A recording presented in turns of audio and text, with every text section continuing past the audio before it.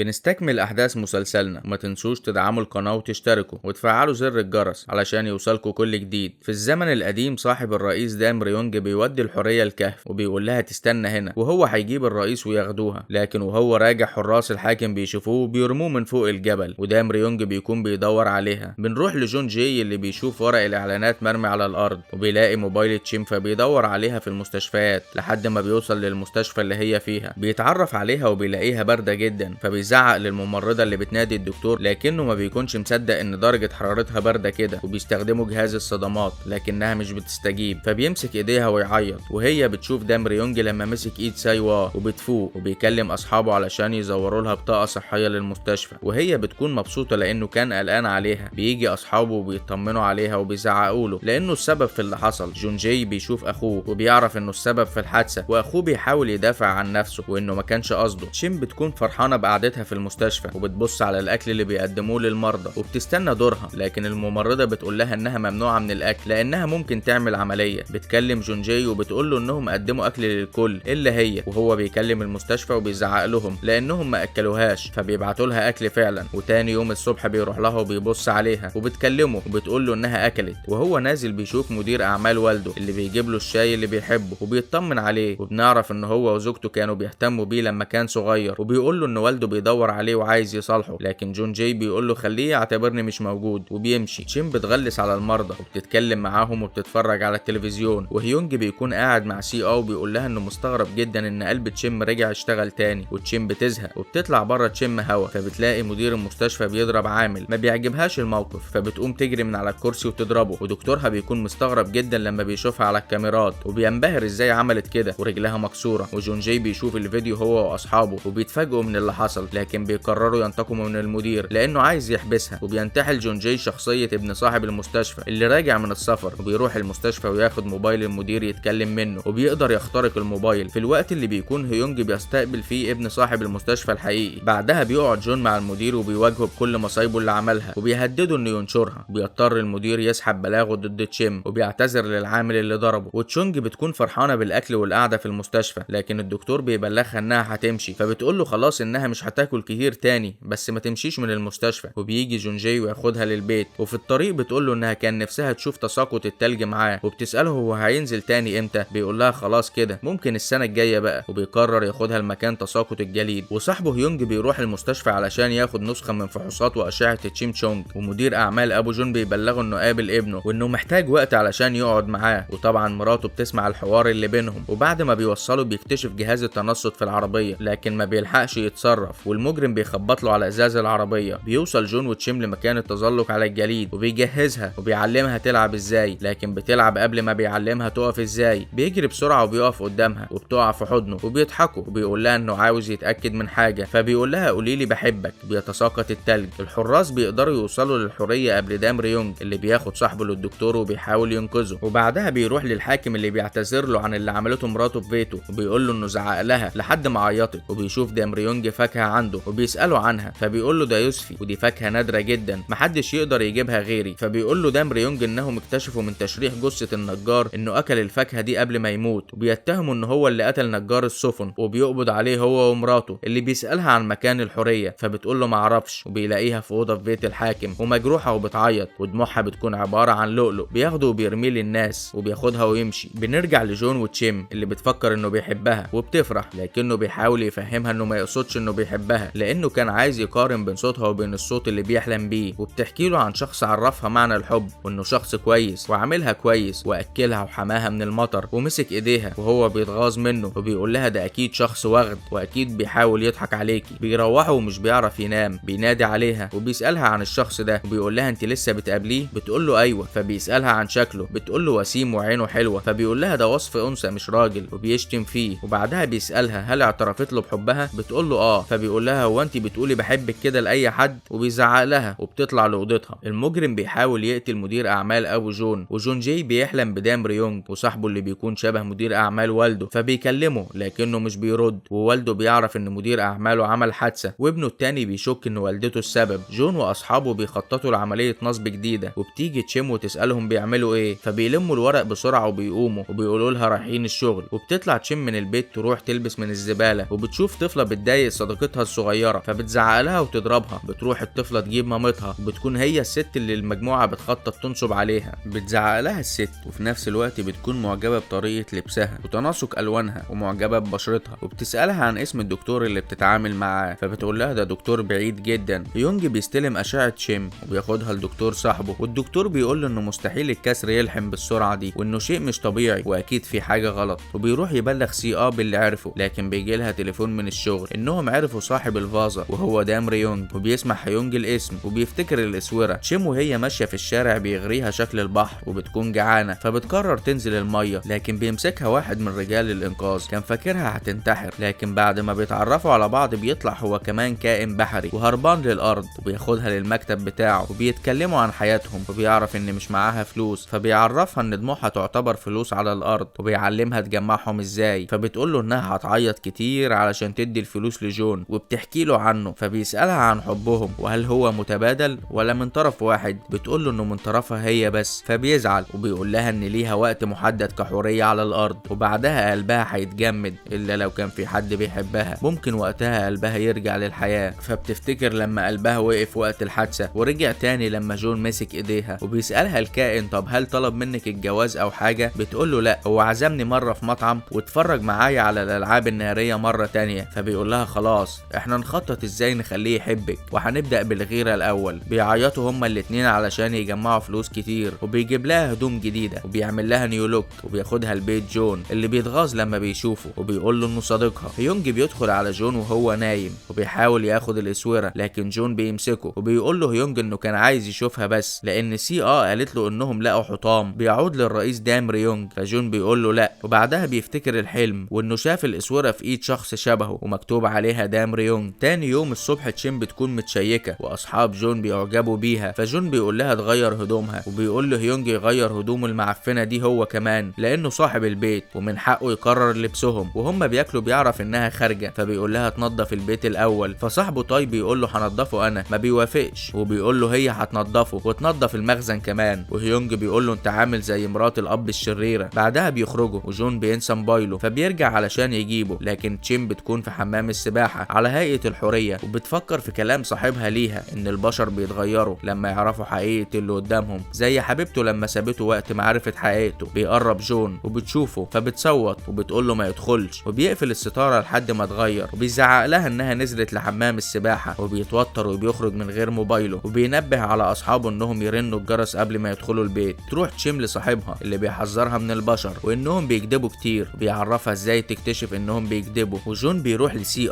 علشان يشوف حطام دام ريونج اللي اكتشفوه، وبيشوف الفازة وبيفتكر شكله لما كان بيغرق في اسبانيا. وبعدها بيروح لدكتور نفسي علشان يفهم اللي بيحصل له، وانه بيفتكر حاجات وفي حاجات بتكون مخفية عنه ومش قادر يجمع الصورة كلها. الدكتور بينيمه مغناطيسيا وبيقدر يشوف احداث من الماضي، وبيشوف صورة الحورية وصورة دام ريونج وصاحبه. بيرجع للبيت وبيلاقي تشيم خارجة، فبيقول لها براحتك بس انا هعمل حظر تجول ومفيش رجوع بعد الساعة 8 والا هقفل الباب. وبتكون الساعة 7:30، فبتدخل وما بتخرجش. وبيسألها هيونج هي كانت رايحة فين، فبتقول له كنت رايحة اغير دول بفلوس. بيبص عليهم وبيلاقيه لؤلؤ وبيستغرب جدا، وبيسألها جبتيهم ازاي، فبتقول له بالعمل الجاد، فبيسرق منها واحدة. تاني يوم بتروح تقابل صاحبها اللي بيتعب وقلبه بيوجعه، وبينصحها انها ترجع للمية تاني قبل فوات الاوان. وجون جاي بيكون بيحاول يوصل لمدير اعمال والده، لكن موبايله بيكون مع المجرم اللي بيبعت له رسالة ويقول له قابلني في مكان محدد. فبتنزل له تشيم وتقول له هو انت مش بتحبني او مفيش اي نية انك تحبني في المستقبل؟ فبيقول لها الحقيقة لا. بتقول له طب ممكن لو فكرت تحبني تعرفني. والد جون جاي بيكلم المحامي بتاعه وبيقول له يغير وصيته ويكتب جزء من ثروته لجون، بس المحامي بيكون قاعد مع مراته اللي بتقول له يعطله شويه. سي بتروح لبيت جون وبتشوفها تشيم وبتسالها ازاي تقدر تخلي جون يحبها، فبتقول لها ما تخليهوش يشوفك كتير وتبعدي عنه علشان يشتاق ليكي، لكن تشيم بتقول لها انها بتكذب وبتعمل عكس اللي قالته. بيرجع جون للبيت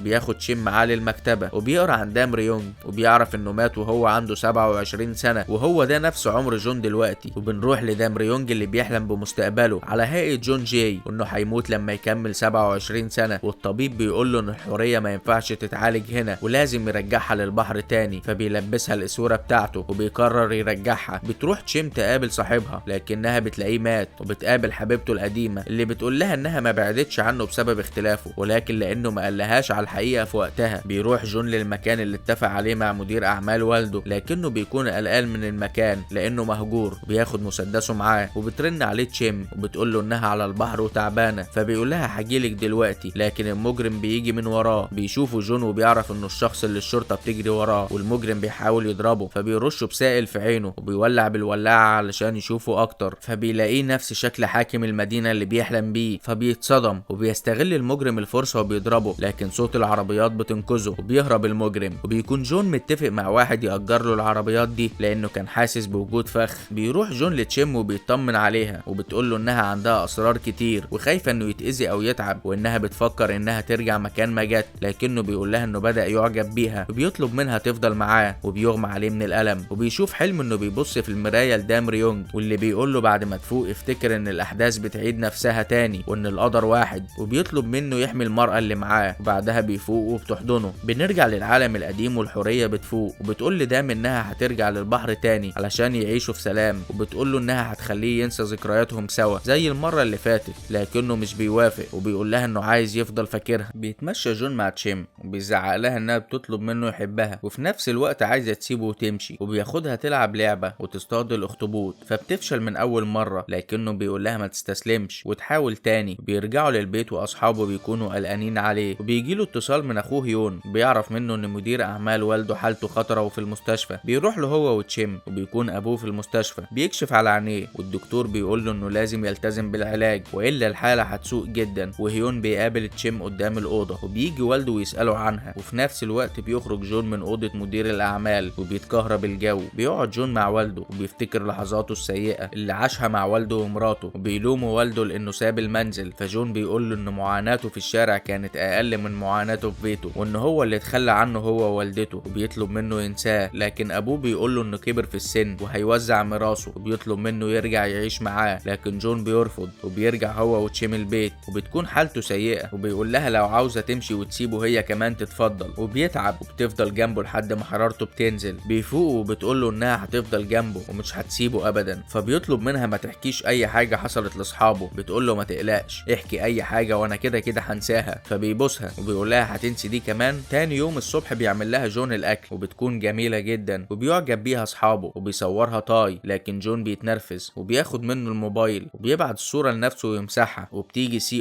وتقول لجون انهم اكتشفوا مكان بيت دام ريونج، وفي الوقت نفسه دام ريونج بيكون بيحلم باللي بيحصل ده، وبيحاول يفكر يعمل ايه علشان يوصل للراجل اللي بيحلم بيه ان وجوده حقيقي. وبيقرر يرسم صورته على مجلد ويكتب فيها كلام عن وجوده، وبيحطها داخل صندوق، والعمال بيلاقوه في مكان بيته اثناء فحص المكان. مرات ابو جون بتغير الدواء لجوزها بدواء تاني علشان تتخلص منه، وجون جاي واصحابه بيخططوا للعملية الجديدة وبيقرروا يشركوا تشيم فيها، وبيقولوا لها ان العملية دي تمثيل وفلوسه هتروح للاعمال الخيرية، وبيطلبوا منها انها ما تتكلمش خالص ولا تاكل اثناء التمثيل. سي بتكلم جون وبتقول له انهم اكتشفوا حاجة جديدة بخصوص دام ريونج. بيروح لها المعمل وبتقول له انها لوحة كانت مدفونة في صندوق وهي لسه ما شافتهاش. بيطلب منها يشوفها الاول، وبيدخل الاوضة وبيقف قدام اللوحة، لكن الكهرباء بتقطع. بيشغل الولاعة وبيشوف صورة دام ريونج اللي شبهه بالظبط واللي بيشوفه في احلامه، وبيكون مكتوب عليها ان كل شيء بيتكرر تاني، وان اللي حصل في الماضي هيكون في المستقبل، ولازم حماية المرأة اللي معاه. واول ما بيخرج جون بترجع الكهرباء، ولما بتشوفه سي بتقول له انه شبهك جدا وممكن يكون من اسلافك، فبيقول لها ما تقولش لحد انه كان هنا ولا شاف اللوحة دي. تشيم بتستنى جون لما يوصل وبتقول له ان الساعة 11 والحظر اخره الساعة 8. بيقول لها انا صاحب البيت اعمل اللي انا عاوزه. بينام وبيحلم بدام ريونج والحورية تاني، وبيطلع يقعد في الصالة. بيلاقي هيونج اللي بيقول له انهم لازم يفكروا في تشيم اللي تصرفاتها غريبة جدا، وبيقول له على موضوع الاشعة وبيوريه اللؤلؤة اللي اخدها منها، وجون بيفتكر انه شافها في احلامه وبيفكر في حقيقة تشيم. بيطلع جون اوضة تشيم وبيشوف اللؤلؤ على الترابيزة وبينزل يدور عليها في البيت. بيلاقيها راجعة ومعاها صديقتها الصغيرة وبتعرفهم عليها. بيسألوها ليه ما راحتش المدرسة، فبتقول لهم ان الاطفال مش بيحبوها لانها مختلفة عنهم. فشيم بتقول جواها هل جون هيكرهها لو عرف انها مختلفة عنهم وبيقدر جون والطفلة يسمعوها. فالطفلة بتسألها ليه هي مختلفة ومين هو جون. بيستغرب هيونج من اللي بتقوله وبتقول له الطفلة انها بترد على تشيم، فبتاخدها تشيم لأوضتها بسرعة. وجون بيسأل اصحابه لو سمعوا حاجة فعلا، فبيقولوا له لا. بتتأكد تشيم ان الطفلة بتسمعها فعلا وبتتفق معاها يبقى ده سر بينهم. بيروح جون يطمن على مساعد والده ومراته بتسأله لو يعرف حاجة عن والدته، وبتقول له انها كانت بتتصل تطمن عليه منها، واخر مرة اتصلت بيها كانت من سنين. جون بيكون متضايق وبيشرب، وبتنزل تشيم تقعد معاه وبيخليها تشرب هي كمان لحد ما بيسكروا، وبيعملوا تصرفات مضحكة. وبتسأله انتوا بتعملوا في الاخطبوط كده ليه؟ ده بالنسبة لي زي الكلاب عندكم يا بشر. بيستغرب وبيقول لها احنا؟ امال انت ايه؟ فبتفوق فجأة وبتلحق نفسها وبيحضنها وبيقول لها انه هيفضل معاها دايما. تاني يوم بيرجع وهي بتسأل هيونج هل الكلام اللي بيقوله السكران بيكون حقيقي؟ بيقول لها ساعات وساعات، بس لو قالوا جون يبقى كله كده. بيروحوا كلهم لبيت الست اللي هينصبوا عليها، واللي اقنعوها ان جون رجل اعمال كبير جاي زيارة لكوريا مع حبيبته، والست دي بتكون مرات اخو سي لكنهم ما يعرفوش المعلومة دي. بترحب بيهم الست